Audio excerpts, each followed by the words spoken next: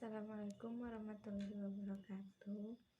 Yang terhormat dosen pengampu mata kuliah andragogi, Ibu Dr. Sofema MPD dan Ibu Nurul Hayati SPD MPD dan teman-teman semuanya.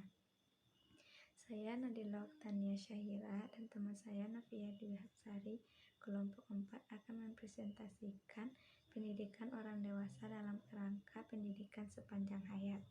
Yang pertama yaitu pendidikan orang dewasa, suatu kemutlakan.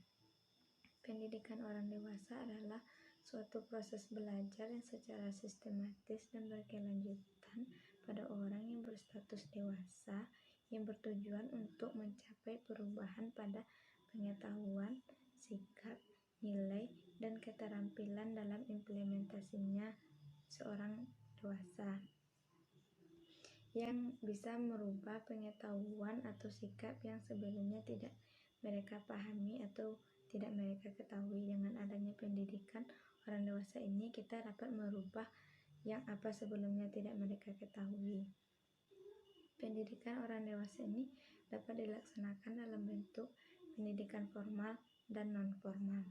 Yang kedua, pengertian pendidikan orang dewasa. Pendidikan orang dewasa mempunyai beberapa definisi, yaitu sebagai berikut. Yang pertama, UNESCO.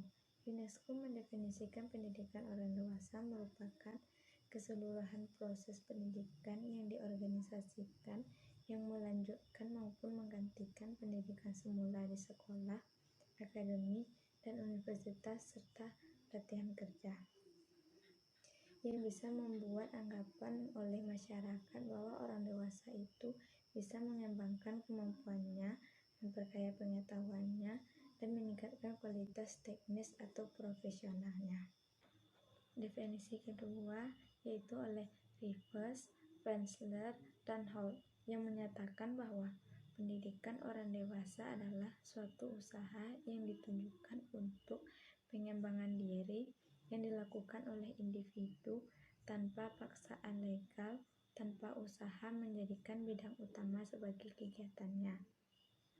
Definisi ketiga yaitu secara umum, yang mendefinisikan pendidikan orang dewasa merupakan proses ketika seseorang dalam waktu tertentu mengikuti pendidikan secara teratur berdasarkan kebutuhannya untuk memecahkan masalah diri sendiri atau masyarakat karena adanya perubahan-perubahan informasi, pengetahuan, atau keterampilan penghayatan dan sikap. Yang ketiga, tujuan pendidikan orang dewasa.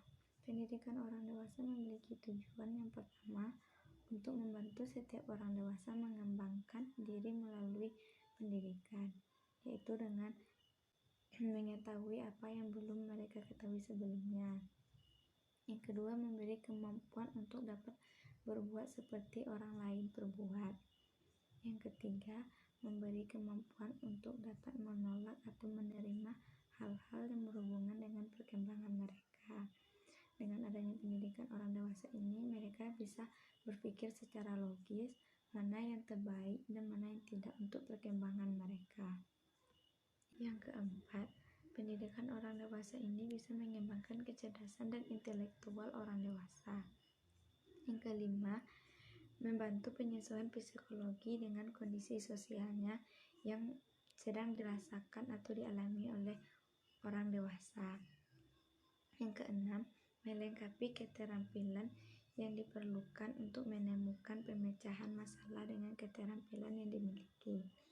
Yang ketujuh, pendidikan orang dewasa ini juga memiliki tujuan untuk membantu agar orang dewasa menjadi individu yang bebas dan otonom.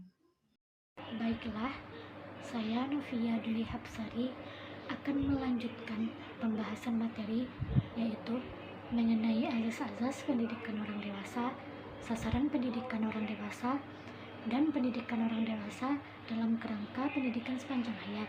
Baik, langsung saja pada pembahasan materi yang pertama, yaitu azas-azas pendidikan orang dewasa.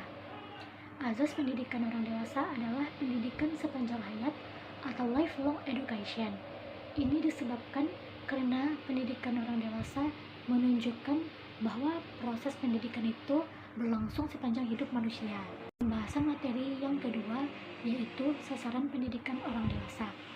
Sasaran kelompok orang dewasa ini beraneka ragam, baik usianya, tingkat pendidikannya, lingkungan sosialnya, pelajarannya, dan lain-lain. Misalnya pendidikan keaksaraan fungsional atau fungsional literasi program.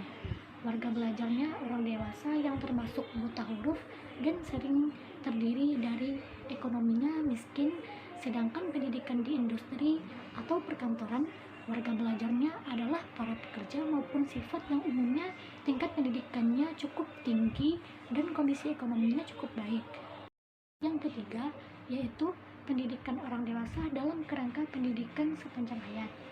Pendidikan sepanjang hayat merupakan azas pendidikan yang cocok bagi orang-orang yang hidup dalam dunia transformasi dan di dalam masyarakat yang saling mempengaruhi, seperti saat zaman globalisasi sekarang ini. Setiap manusia dituntut untuk menyesuaikan dirinya secara terus-menerus dengan situasi baru. Menurut konsep pendidikan sepanjang hayat, kegiatan-kegiatan pendidikan dianggap sebagai suatu keseluruhan. Seluruh faktor pendidikan merupakan suatu sistem yang terpadu.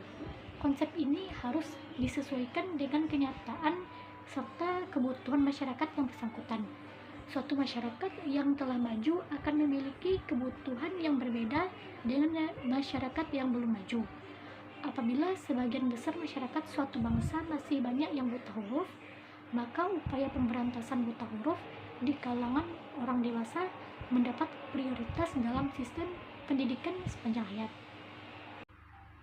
Demikian akhir presentasi dari kelompok 4. Terima kasih atas perhatiannya dan kurang lebihnya kami mohon maaf. Semoga presentasi yang kami sampaikan ini dapat bermanfaat bagi kita semua. Wabillahi taufiq wal hidayah. Wassalamualaikum warahmatullahi wabarakatuh.